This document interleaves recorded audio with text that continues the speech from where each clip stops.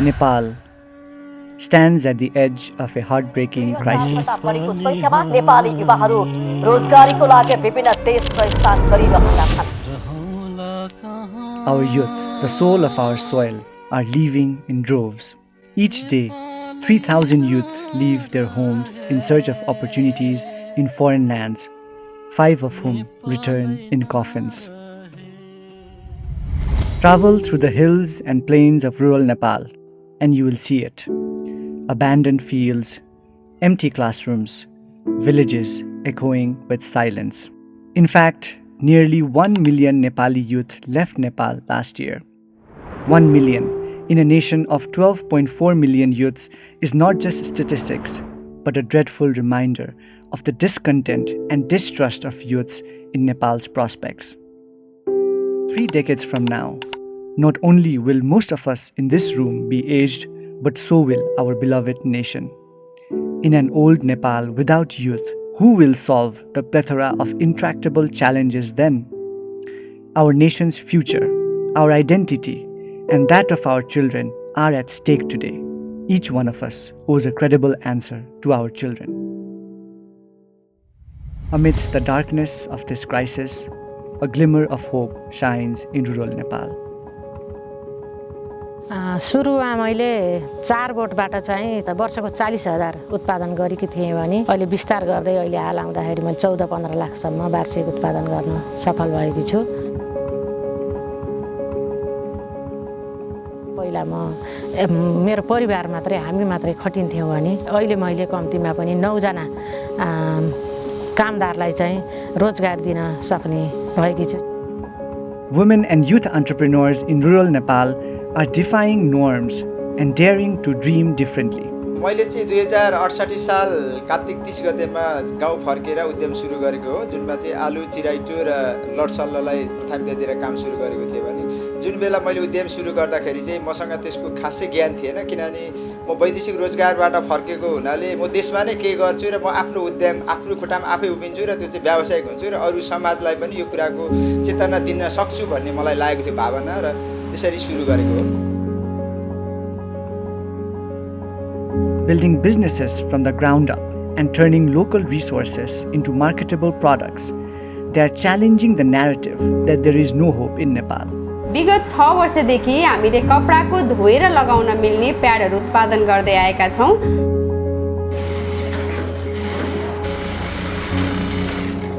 यो चाहिँ मैले आफ्नो व्यक्तिगत समस्याले गर्दाखेरि चाहिँ सुरु गरेको हो।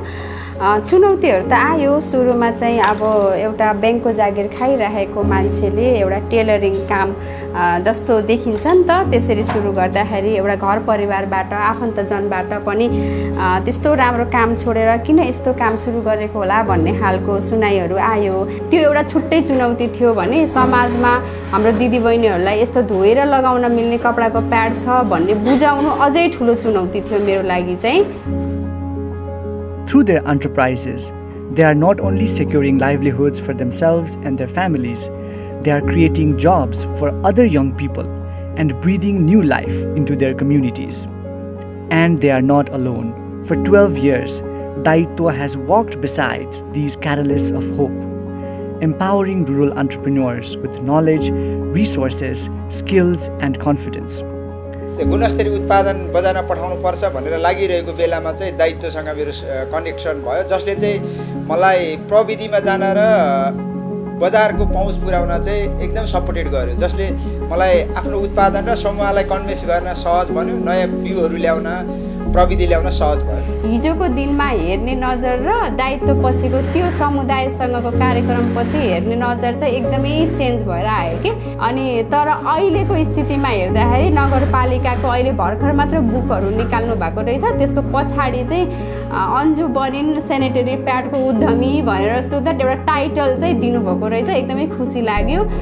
Partnering with local governments, Daitwa has empowered rural entrepreneurs to utilize local innovations and opened access to finance, technology, and markets.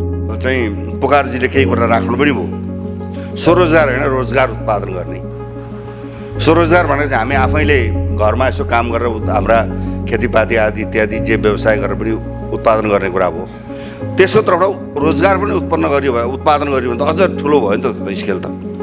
त्यसले गर्दा यसको उद्देश्यहरू चाहिँ महान छ। नेपालमै केही गर्नुपर्छ र गर्न सकिन्छ र गर्ने बाटोहरू देखाउन पनि सकिन्छ भनेर उहाँ फर्केर आएको भन्ने उहाँको जुन कहानी मलाई बताउनु भयो र किशन सरले पनि बताउनु, त्यसपछि म अलिकति इम्प्रेस पनि भएको र मैले उहाँहरूलाई भने कि आउनुहोस् यसमा साझा रूपमा काम गर्न सक्ने सहकार्य गर्न हामी प्रतिबद्ध छौँ।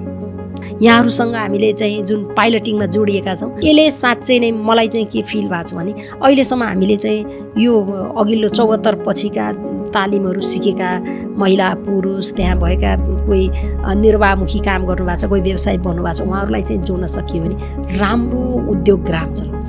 Across Bagmati, Gandaki and Lumbini provinces, Daityo has accelerated 115 enterprises, capacitated 260 entrepreneurs, and created 575 new jobs. And now, building on its decade-long grassroots innovation and government's trust, Daityo is spreading its wings of impact even further by collaborating with 5 provincial governments, 15 municipal governments, and diasporic communities in the US, Canada, and the UK.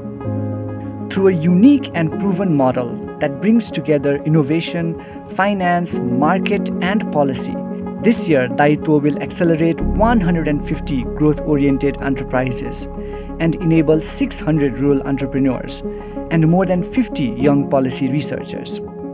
The Nepal government has already committed to making this dream a reality by allotting nearly $1 million to this endeavor, covering 80% of the program costs. To complete this mission, Daityo must raise the remaining 20%. In this hour of need, who does it turn to? It turns to its own family, which is you, the Nepali diaspora community, who have always risen when Nepal has called. You may not live in Nepal, but Nepal lives in you in every possible way. In your food, your festivals, your friendships, and your families. Through Mission Asha, you can build a self-reliant model of development in Nepal and be the source of hope that our country needs. Together, we can change the narrative of pessimism to one of possibility. Together, we can turn the tears of families waving goodbyes to the tides of youths returning to their villages. Together, we can create a job-rich, youthful, and hopeful Nepal. Together we can and we will. The time to act is now. Join us. Invest in Mission Asha. Invest in the future of Nepal.